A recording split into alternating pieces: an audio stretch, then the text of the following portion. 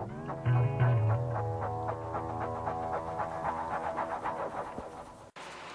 BookTube, I'm here with a book hack video, and this is how to find cheap books.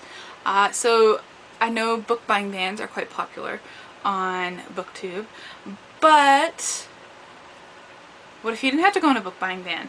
I know books are expensive, especially if you buy them new.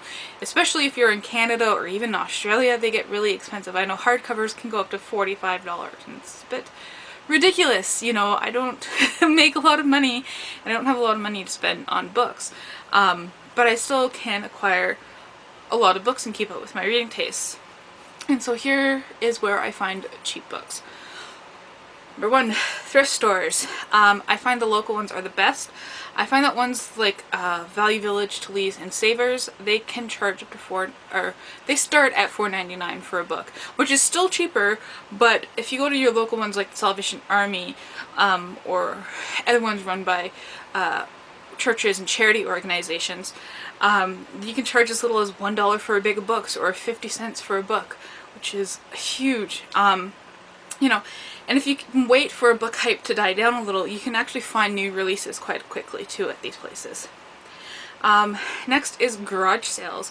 Saturday mornings, that's what my mom and I do. It's the way we connect. And you can find books anywhere from free for up to like $1. I've never paid more than that for a book at a garage sale. Next is check out your local dollar stores. I know here in Canada we have the Dollar Tree and Dollarama, and they both carry books. Dollarama charges up to $4 for a book, and Dollar Tree is $1.25 here in Canada. But I found some really good books in those places. And I know in the States, the Dollar Tree down there has books as well. So check out your local dollar store. Next is the little free libraries. You know, those little cute little house boxes on the side of the street where they have books and you can put your old books in there and take some new books out. That's a great place to find free books. Not even cheap, they're free. Yeah. I think there's even a map online where you can type in the name of your city or town or wherever, and it will show you a map of where the free libraries are. So that's a way to explore your city or town and acquire a bunch of free books at the same time.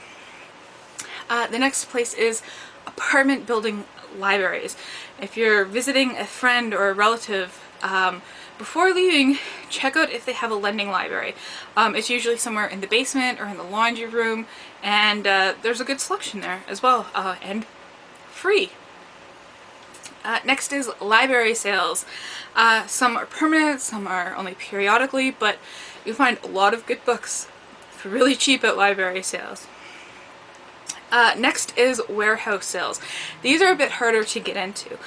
You kind of have to make friends with someone who works for a publishing company, or be friends of someone who works for the publishing company to get invited to the warehouse sales. And this is where they sell brand new books.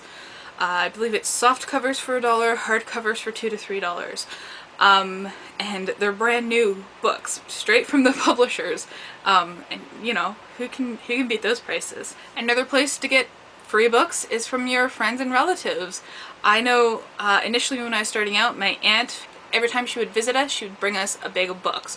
And it was kind of me who just kind of took the books that way.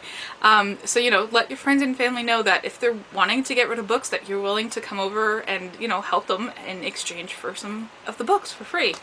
Yeah, how can you beat that? And these are ways to find books, but you may not find exactly what you're looking for. So you can go online and find cheap books. Some of my favorite websites are Thrift Books, Book Outlet, Amazon, and you should compare all these prices. And it would be hard to go to all these different sites, so there is this website that I will link down below. I can't remember the name of the website. There's a website I'll link down below that compiles all the prices together and organizes them from cheapest to most expensive. It lists the price for the new book and for the used books. And it is great for saving money. If you're looking for a specific book, you just type in the title and it brings it all up for you, and you save a lot of money that way. And you know, if you're into it, you can also pirate ebooks. You know, that's a way to get them for free if you don't think that it's stealing.